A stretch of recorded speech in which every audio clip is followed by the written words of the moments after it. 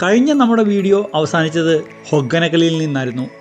അവിടെ നിന്നും ഇന്ന് നമ്മൾ പോകുന്നത് 137 കിലോമീറ്റർ അകലെയും സേലത്ത് നിന്നും ഏകദേശം 60 കിലോമീറ്റർ അകലെ സ്ഥിതി ചെയ്യുന്ന പാവങ്ങളുടെ ഊട്ടി എന്ന പേരിൽ അറിയപ്പെടുന്ന യർക്കാടിലേക്കാണ് കേട്ടോ. നിരപ്പായ പാത ഏകദേശം കുറേ ദൂരം പിന്നിട്ടതിന് ശേഷമാണ് നമ്മൾ 20 ഹെയർപിൻ വളവുകളുള്ള 23 കിലോമീറ്റർ കൂടുതൽ വരുന്ന കട്ട് റോഡിലേക്ക് പ്രവേശിക്കുന്നത്. ഈ റോഡിലേക്ക് പ്രവേശിക്കുന്നതിന് മുൻപായിട്ട് ഒരു ചെക്ക് പോസ്റ്റ് ഉണ്ട്. ഇവിടെ ബൈക്കുകൾക്ക് 15 രൂപയും കാറിന് 30 രൂപയും ഇനി ടെമ്പോ ട്രാവലറിനാണ് നമ്മൾ വരുന്നതെങ്കിൽ 50 രൂപയും കൊടുത്തെങ്കിലേ യർക്കാടിലേക്ക് പ്രവേശനം അനുവദിക്കുകയുള്ളൂ. നിറയെ ഹെയർപിൻ വളവുകളാണ്. അതിനുശേഷം മാത്രമാണ് മുകളിലേക്ക് ഇവർ കയറ്റിവിടുകയുള്ളൂ. ഈ 23 കിലോമീറ്റർ വളഞ്ഞു പൊളഞ്ഞു കിടക്കുന്ന പാതയുടെ ഇരുവശങ്ങളിലും കുരുമുളക് തോട്ടങ്ങളും കാപ്പിത്തോട്ടങ്ങളൊക്കെയാണുള്ളത്. ഈ പാത എന്ന് അവസാനിക്കുന്ന നാട്ടെ വലിയൊരു ലേക്കിൻ്റെ മുൻപിലേക്കാണ്. ആ ലേക്കാണ് നമ്മൾ ഊട്ടിയിൽ കാണുന്ന അതേപോലെ ഇരിക്കുന്ന ലേക്ക്. ആ ലേക്കിൻ്റെ ഓരത്തുകൂടി പോകുന്ന ഈ ടാറിട്ട റോഡിൻ്റെ പാതയുടെ ഇരുവശങ്ങളിലെല്ലാം തെരുവിൽ കിട്ടുന്ന ഭക്ഷണങ്ങളാണ്, അത് വിൽക്കുന്ന കടകളാണ് മുഴുവനായിട്ടുള്ളത്. ഈ എർക്കാട് എന്ന സ്ഥലം തമിഴ്നാട്ടിലെ ശിവറോയ് മലനിരകളിൽ സ്ഥിതി ചെയ്യുന്ന ഒരു ഹിൽ സ്റ്റേഷനാണ് കേട്ടോ. ഏകദേശം ഊട്ടിയുടെ കാലാവസ്ഥയ്ക്ക് തുല്യമായ രീതിയാണ് ഇവിടെയുള്ളത്. സമൃദ്ധമായ പച്ചപ്പിൽ കുതിർന്ന കിഴക്കൻ ഘട്ടത്തിലെ ശാന്തമായ ഒരു സ്ഥലം. കാപ്പിയും കുരുമുളകും തേയിലയും കൂടാതെ ഓറഞ്ചും വിളയുന്നുണ്ട് ഇവിടെ. ഇവിടെ ധാരാളം വ്യൂ പോയിന്റുകൾ നമുക്ക് കാണാനുണ്ട് കേട്ടോ. അതിൽ നമ്മൾ ഇന്ന് ആദ്യം കാണാൻ പോകുന്നത് പഗോഡ വ്യൂ പോയിന്റിലാണ്. ഈ പഗോഡ വ്യൂ പോയിന്റ് എന്ന് പേര് വരാനൊരു കാരണമുണ്ട്. കല്ല്, മരം എന്നിവ കൊണ്ട് നിർമ്മിച്ചിട്ടുള്ള പൊള്ളയായ ഗോപുര സമാനമായ ബഹുനില സ്തൂപങ്ങളെയാണ് ഈ പഗോഡ എന്ന് വിശേഷിപ്പിക്കുന്നത്. ഈ പഗോഡയൊക്കെ സാധാരണ ബുദ്ധക്ഷേത്ര സമുച്ചയവുമായി ബന്ധപ്പെട്ട് കിടക്കുന്നവയൊക്കെയാണ് കേട്ടോ. അങ്ങനെ ഒന്നാണ് നമ്മൾ ഈ വരുന്ന വഴിയിൽ ആദ്യം കണ്ട കല്ലുകൾ അടുക്കി വെച്ചിട്ടുള്ള ആ പിരമിഡ് പോലെ ഇരിക്കുന്നത്. സാധാരണ ഈ പഗോഡ കണ്ടുവരുന്നത് ബുദ്ധമതം നിലനിൽക്കുന്ന തെക്ക് കിഴക്കൻ ഏഷ്യൻ രാജ്യങ്ങളിലൊക്കെയാണ്. പഗോഡയോട് സാമ്യമുള്ള പിരമിഡിൻ്റെ രൂപത്തിലുള്ള കല്ലുകൾ ക്രമീകരിച്ചിരിക്കുന്നത് കൊണ്ടാണ് ഈ സ്ഥലത്തിന് ഇങ്ങനെയൊരു പേര് നൽകിയിരിക്കുന്നത് എന്നാണ് പറയപ്പെടുന്നത്. ഈ കല്ലുകൾ ഇവിടുത്തെ പ്രാദേശിക ഗോത്ര വിഭാഗക്കാർ സ്ഥാപിച്ചതാണെന്നാണ് കരുതപ്പെടുന്നത്. ഇവിടെ പഗോഡകൾക്കിടയിൽ ശ്രീരാമന് സമർപ്പിച്ചിരിക്കുന്ന ഒരു ക്ഷേത്രമൊക്കെ ഉണ്ട് കേട്ടോ. യർക്കാട് ടൗണിൽ നിന്നും ഏകദേശം 5 കിലോമീറ്റർ മാത്രമാണ് ഇങ്ങോട്ട് ദൂരമുള്ളത്. ഈ വ്യൂ പോയിന്റ് അത്ര വലിയ സംഭവമാണെന്നൊന്നും എനിക്ക് തോന്നുന്നില്ല കണ്ടിട്ട്. സാധാരണ ഒരു വ്യൂ പോയിന്റ് പോലെ കുറേ സ്ഥലങ്ങളൊക്കെ കാണാം മുകളിൽ നിന്ന് നോക്കിക്കഴിഞ്ഞിട്ടുണ്ടെങ്കിൽ, അത് മാത്രമേ ഉള്ളൂ. പിന്നെ കോട ഇറങ്ങുന്ന സമയത്തൊക്കെ ആണെന്നുണ്ടെങ്കിൽ ചിലപ്പോൾ മഞ്ഞൊക്കെ നമ്മളെ വന്ന് തഴുകി പോകുമായിരിക്കും, ഇത്ര ഉയരത്തിൽ നിൽക്കുന്നതുകൊണ്ട്. പിന്നെ ഇവിടെ കുട്ടികൾക്ക് കളിക്കാനുള്ള സംവിധാനങ്ങളൊക്കെ ഉണ്ട്.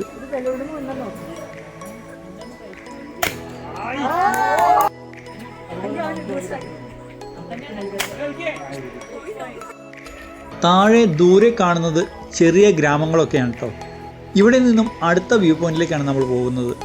ഇത് പട്ടണത്തിൽ നിന്നും 2 കിലോമീറ്റർ അകലെ സ്ഥിതി ചെയ്യുന്നതും പഗോഡ വ്യൂ പോയിന്റിൽ നിന്നും 5 കിലോമീറ്റർ ദൂരം വരുന്ന ലേഡി സീറ്റ് വ്യൂ പോയിന്റിലേക്കാണ് കേട്ടോ. ഈ കാണുന്നതാണ് ലേഡി സീറ്റ് വ്യൂ പോയിന്റ്. ഇതിൻ്റെ തൊട്ട് ഇടതുവശത്തായിട്ട് ഒരു ചെറിയ ബിൽഡിംഗ് ഉണ്ട്. ആ ബിൽഡിങ്ങിൽ ടെലസ്കോപ്പിലൂടെ നമുക്ക് ദൂരക്കാഴ്ച കാണാൻ പറ്റുന്ന സംവിധാനം ഒരുക്കിയിട്ടുണ്ട്. പക്ഷേ അതിന് 5 രൂപ കൊടുക്കണം നമുക്ക് ഒരാൾക്ക്. താഴെ ആ വളഞ്ഞു പൊളഞ്ഞു കിടക്കുന്ന പാത കാണാൻ പറ്റുന്നില്ലേ? അത് നമ്മൾ കയറി വന്ന വഴിയാണ് കേട്ടോ. ഇന്ന് കുറച്ച് മഞ്ഞുള്ളത് കൊണ്ട് വ്യക്തമല്ല ദൂരക്കാഴ്ച. ഇവിടെ ധാരാളം തെരുവ് ഭക്ഷണങ്ങൾ വിൽക്കുന്ന കടകളൊക്കെ ഉണ്ട്. ഇരുന്ന് കഴിക്കാനുള്ള സൗകര്യങ്ങളെല്ലാം ഒരുക്കിയിട്ടുമുണ്ട്. പക്ഷേ വാനരന്മാരുടെ ശല്യം വളരെ കൂടുതലാണ്. കിട്ടുന്ന സാധനമൊക്കെ ഇവർ എടുത്തുകൊണ്ട് പോകും. കടക്കാർ സൂക്ഷിച്ചില്ലെങ്കിൽ കട കാലിയാവുന്നത് അറിയുകയില്ല. പ്രകൃതിദത്തമായ പാറകളുടെ ഒരു കൂട്ടമാണ് ലേഡി സീറ്റ് എന്ന് പറയുന്നത്. ഇതിന് ഈ പേര് വരാനുള്ള കാരണമായിട്ട് പറയുന്നത് ഈ പാറയിൽ ഇരുന്ന് മനോഹരമായ കാഴ്ചകൾ കാണാൻ അന്ന് ഇവിടെ താമസിച്ചിരുന്ന ഒരു പ്രമുഖനായ സാഹിബിൻ്റെ ഭാര്യ ഇവിടെ സ്ഥിരമായി വന്നിരിക്കാറുണ്ടായിരുന്നു. ആ മദാമ കാരണമാണ് ഇതിന് ഈ പേര് ലഭിച്ചത് എന്നാണ് പൊതുവെയുള്ള അഭിപ്രായം. ഇതുകൂടാതെ തന്നെ ഇവിടെ ജെൻ സീറ്റ് ഉണ്ട്, ചിൽഡ്രൻ സീറ്റ് ഉണ്ട്. ഈ ജെൻ സീറ്റും ചിൽഡ്രൻ സീറ്റും കൂടാതെ ഒരു റോസ് ഗാർഡനും ഉണ്ട്. ഇത് മൂന്നും കൂടെ കാണുന്നതിന് ചെറിയൊരു നിരക്കുണ്ട് കേട്ടോ. 30 രൂപ കൊടുക്കേണ്ടതുണ്ട്. ഈ കാണുന്നതാണ് ജെൻ സീറ്റ്, ചിൽഡ്രൻ സീറ്റ്. കാര്യമായിട്ട് കാഴ്ചകളൊന്നുമില്ല, ഒരു വ്യൂ പോയിന്റ് മാത്രമേ ഉള്ളൂ. ഫാമിലിയൊക്കെ ആയിട്ട് വന്നിട്ട് ഇവിടെ നമുക്ക് സമയം ധാരാളം ചിലവഴിക്കാനുള്ള കാര്യങ്ങളെല്ലാം ഉണ്ട് ഇവിടെ. ഇപ്പോൾ ഞങ്ങൾ എത്തിയിരിക്കുന്നത് ഈ ഏർക്കാട് പട്ടണം മുഴുവനായി സ്ഥിതി ചെയ്യുന്ന ഷെവറോയ് കുന്നുകളുടെ ഒരു സമുച്ചയമുണ്ട്. ആ സമുച്ചയത്തിൻ്റെ ഒരു വശത്തേക്കാണ് എത്തിയിരിക്കുന്നത്. ഇത് പഗോഡ വ്യൂ പോയിന്റിൽ നിന്നും ഒരു 11 കിലോമീറ്ററും ഏർക്കാട് പട്ടണത്തിൽ നിന്നും ആ ലേക്കൊക്കെ നിൽക്കുന്ന സ്ഥലത്ത് നിന്നും ഏകദേശം ഒരു 7 കിലോമീറ്ററുമാണ് ഇങ്ങോട്ടുള്ളത്. സാധാരണ തമിഴ്നാട്ടിൽ എവിടെ ചെന്നാലും കാണുന്നത് പോലെയുള്ള ഒരു ക്ഷേത്രം ഇവിടെയുമുണ്ട്. ഈ കാണുന്നത് ഷെവറോയ് ക്ഷേത്രമാണ്. പരന്ന ഷെവറോയ് കുന്നുകളുടെ ഏറ്റവും ഒരു ഉയർന്ന ഭാഗത്തായിട്ടാണ് ഈ ക്ഷേത്രം സ്ഥിതി ചെയ്യുന്നത്. ഒരു ഗുഹാക്ഷേത്രമാണ് കേട്ടോ ഇത്. വായുസഞ്ചാരം കാര്യമായി കടക്കാത്ത ഇടുങ്ങിയ ഒരു ഗുഹയ്ക്കുള്ളിലാണ് ക്ഷേത്രത്തിൻ്റെ ശ്രീകോവിൽ നിർമ്മിച്ചിരിക്കുന്നത്. ഷെവറോയിൻ്റെയും കാവേരി ദേവിയുടെയും വിഗ്രഹങ്ങളാണ് ഇതിനുള്ളിൽ പ്രതിഷ്ഠിച്ചിട്ടുള്ളത്. നൂറുകണക്കിനുള്ള തദ്ദേശീയരായ ഗോത്രവർഗ്ഗക്കാർ എല്ലാ വർഷവും മെയ് മാസത്തിൽ വാർഷിക ഉത്സവം ആഘോഷിക്കാറുണ്ട് ഇവിടെ. ശരിക്കും ഞാൻ ഈ തമിഴ്നാട്ടിലൂടെയും കർണാടകയിലൂടെയൊക്കെ ധാരാളം യാത്ര ചെയ്തിട്ടുണ്ട്. പക്ഷേ ഇങ്ങനെ ഒരു ദേവൻ്റെയും ദേവിയുടെയും പേര് ആദ്യമായിട്ടാണ് കേൾക്കുന്നത്. പക്ഷേ എന്തൊക്കെയാലും ഈ കുന്നുകളിൽ നിന്നുള്ള വ്യൂ, ദൂരക്കാഴ്ച നല്ല സൂപ്പറാണ്. സൂര്യൻ അസ്തമിക്കാൻ പോകുന്ന ദൃശ്യങ്ങളൊക്കെ നമുക്ക് കാണാം. ഓരോ യാത്രകളിലൂടെ നമുക്ക് കാണുന്ന പുതിയ പുതിയ അനുഭവങ്ങളും പുതിയ പുതിയ കാഴ്ചകളും നമുക്ക് കൂടുതൽ അറിവുകൾ സമ്മാനിക്കുകയാണ്. ഞാൻ എപ്പോഴും പറയാറുള്ളത് പോലെ ഓരോ യാത്രയും നമുക്ക് ഓരോരോ അനുഭവങ്ങളാണ്, ഓരോരോ അറിവുകൾ നമുക്ക് സമ്മാനിക്കുന്നതാണ്. യാത്രകളാണല്ലോ നമുക്ക് എപ്പോഴും അറിവുകൾ സമ്മാനിക്കുന്നത്. ഞങ്ങളിവിടെ വൈകുന്നേരമാണ് എത്തിച്ചേർന്നത്. ആ തീരുമാനം ഒരു മണ്ടത്തരമായി പോയോ എന്ന് തോന്നുന്നുണ്ട്. തണുപ്പ് ചെറുക്കാനുള്ള സാധനങ്ങളൊന്നും തന്നെ ഞങ്ങൾ എടുത്തിട്ടുണ്ടായിരുന്നില്ല. ഒരു രക്ഷയുമില്ല കേട്ടോ. നല്ല തണുപ്പാണ്, നല്ല കാറ്റുമുണ്ട്. ഏകദേശം ഒരു 4 ഡിഗ്രി സെൻറ്റിഗ്രേഡൊക്കെയാണ് കാണിക്കുന്നത് ഇവിടെ. അത് കാരണം ഇവിടെ ഒരു ചായക്കടയുണ്ട്. ആ ചായക്കടയുടെ സ്റ്റവിൻ്റെ മുകളിൽ കൈയൊക്കെ വെച്ച് ചൂടാക്കിയിട്ടാണ് ഞങ്ങളിവിടെ നിൽക്കുന്നത്. ഒരു ചായയൊക്കെ ഓർഡർ ചെയ്തിട്ട് നിൽക്കുകയാണ്. അങ്ങനെ ഈ സ്ഥലവും ഒരു വ്യൂ പോയിൻ്റാണ് കേട്ടോ. കുറച്ച് മുന്നോട്ട് മാറി കുട്ടികൾക്ക് കളിക്കാനുള്ള സ്ഥലവും ദൂരക്കാഴ്ച കാണാനുള്ള ഒരു ടവറും ഉണ്ട്. നമ്മുടെ പഗോഡ വ്യൂ പോയിൻ്റ് കണ്ടില്ല, അതുപോലത്തെ ടവറുണ്ട്. സമയം 6 മണിയായി. ഉയർന്ന പ്രദേശമായതുകൊണ്ട് തന്നെ നല്ല തണുപ്പും നല്ല കാറ്റും. അതിനാൽ കൂടുതൽ ഞങ്ങൾ മുന്നോട്ട് പോയില്ല. ഇവിടെ ഒരു ചായ കുടിച്ച് നിൽക്കാമെന്ന് കരുതി. ഇന്ന് എന്തൊക്കെയാലും ഏർക്കാടിൽ ഞങ്ങൾ താമസിക്കുകയാണ്. ഇവിടെ ഒരു കോട്ടേജ് എടുത്തിട്ടുണ്ട്, അവിടെ താമസിക്കില്ല. നാളെ നമുക്ക് ലേക്കിൻ്റെ ആ കാഴ്ചകളൊക്കെ നമുക്ക് നാളെ കാണാം. Good morning. രാവിലെ തന്നെ തടാകത്തിൽ ബോട്ട് സവാരിക്കായി തയ്യാറെടുക്കുകയാണ്. മുൻപിൽ കണ്ട കവാടം കടന്നു വേണം ബോട്ട് ജെട്ടിയിലേക്ക് പോകാനായിട്ട്. കുറച്ച് ദൂരം നടക്കാനുണ്ട് കേട്ടോ.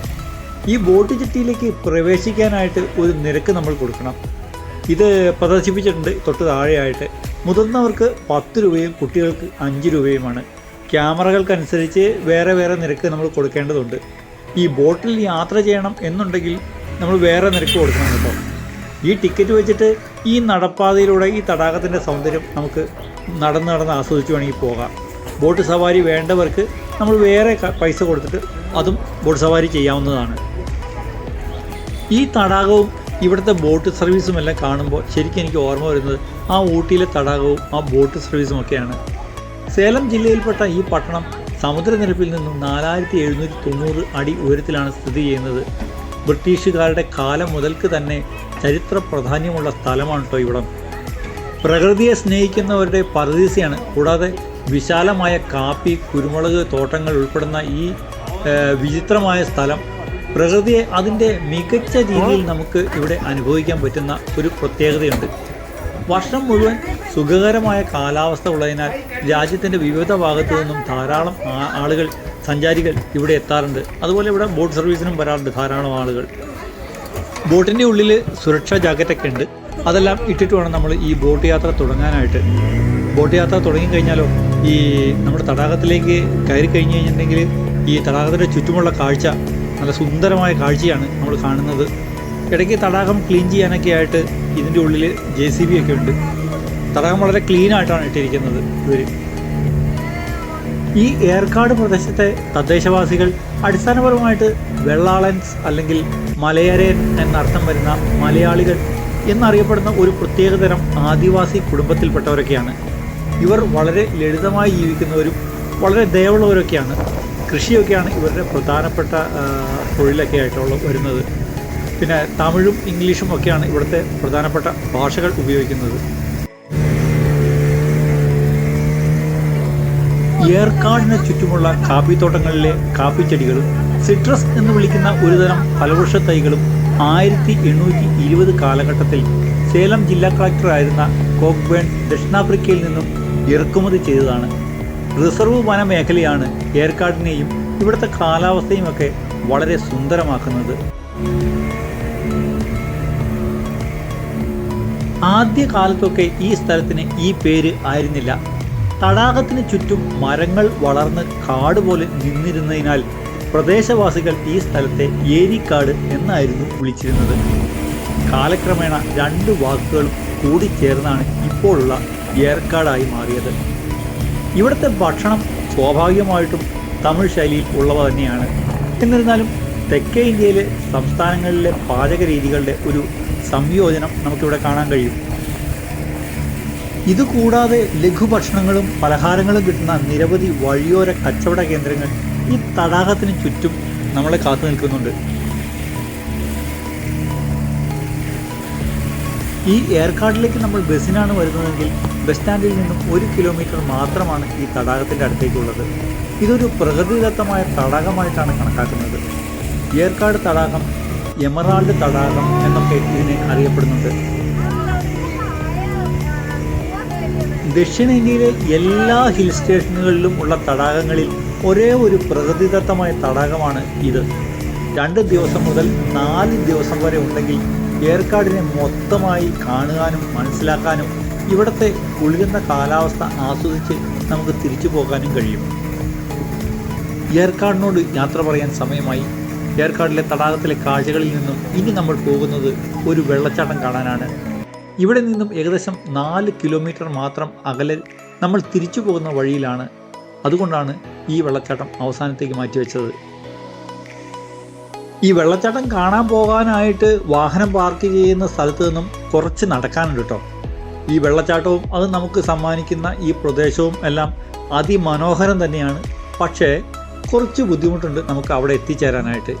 ഈ നടക്കുന്നത് കൂടാതെ ഏകദേശം ഒരു 300 കുത്തനെയുള്ള ഇതുപോലത്തെ ഇരുമ്പിൻ്റെ ചവിട്ടുപടികൾ ഇറങ്ങിയിട്ട് വേണം നമുക്ക് അവിടെ എത്താനായിട്ട്. ഈ ഇറക്കം കുഴപ്പമില്ല എന്ന് വിചാരിക്കാം, പക്ഷേ ഇത് തിരിച്ചു കയറണം എന്ന് ഓർത്തപ്പോൾ ഉള്ള സന്തോഷം മുഴുവൻ പോയി കിട്ടി. ഏതായാലും ഇതുപോലെ ഒരു സംവിധാനം ഉണ്ടാക്കി ഈ വെള്ളച്ചാട്ടത്തെ ഇത്ര പ്രസിദ്ധമാക്കിയ ഇവർക്ക് ഒരു സല്യൂട്ട് കൊടുക്കാതെ പറ്റില്ല. ഒരു മലയുടെ ഓരത്തുകൂടി കൈവരികളൊക്കെ ഉള്ള ഗോവണിപ്പടി നിർമ്മിച്ചില്ലേ. പ്രായമായവർക്കും കുട്ടികൾക്കും ഇത് ഒരു പക്ഷേ അനുയോജ്യമായിരിക്കില്ല, അവർക്ക് നല്ല ബുദ്ധിമുട്ടുണ്ടാകും. ഈ കാണുന്നതാണ് കിളിയൂർ വെള്ളച്ചാട്ടം എന്ന് പറയുന്നത്.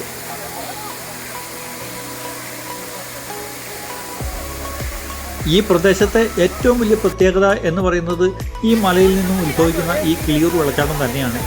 ഈ വെള്ളച്ചാട്ടത്തിന് പേര് കേട്ട സ്ഥലമാണ് ഏർക്കാട്. മഴക്കാലത്ത് മാത്രമായിരിക്കണം ചിലപ്പോൾ ഇത് ഇത്ര സജീവമായിട്ട് നിലനിൽക്കുന്നത്. എന്നാലും ഒരു ജനുവരി പകുതി അവസാനം വരെയൊക്കെ ചിലപ്പോൾ ഈ വെള്ളച്ചാട്ടം അവിടെ കാണുമായിരിക്കും. ഏകദേശം 91 മീറ്റർ ഉയരത്തിൽ നിന്നാണ് ഈ പാറക്കെട്ടുകളിലൂടെ തല്ലി അരച്ച് തട്ടുകളായിട്ട് ഈ വെള്ളച്ചാട്ടം താഴേക്ക് പതിക്കുന്നത്. അപകടം ചോദിച്ചു വാങ്ങാനായിട്ട് പാറയുടെ മുകളിൽ കയറി ആളുകൾ നിൽക്കുന്നുണ്ട്. വഴുക്കുള്ള പാറയൊക്കെ ആയിരിക്കും. കാല് തെറ്റിയാൽ താഴെയുള്ള പാറക്കെട്ടുകളിൽ തലയടിക്കും, ഉറപ്പാണ്. തീർന്നു കാര്യം അതോടെ.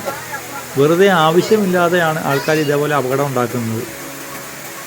എന്തായാലും അതുപോട്ടെ, മഴക്കാലമൊക്കെ ആയിരുന്നെങ്കിൽ കുറച്ചുകൂടി വെള്ളം നല്ലപോലെ ഉണ്ടായേനെ. അതുപോലെ അടിപൊളി വെള്ളച്ചാട്ടമൊക്കെ കാണാമായിരുന്നു. ഈ വെള്ളച്ചാട്ടത്തിന് തൊട്ട് താഴെ കുളിക്കാനുള്ള നല്ല സൗകര്യമൊക്കെ ഉണ്ട്. നല്ല ശുദ്ധമായ നല്ല ക്ലിയർ വെള്ളമാട്ടോ അതിന് മുകളിൽ നിന്ന് വീഴുന്നത്, അത് പറയാതിരിക്കാൻ പറ്റില്ല. ഏതായാലും വെള്ളച്ചാട്ടത്തിനോടും ഏർക്കാടിനോടും യാത്ര പറഞ്ഞ് പിരിയാൻ നമുക്ക് സമയമായിട്ടുണ്ട്.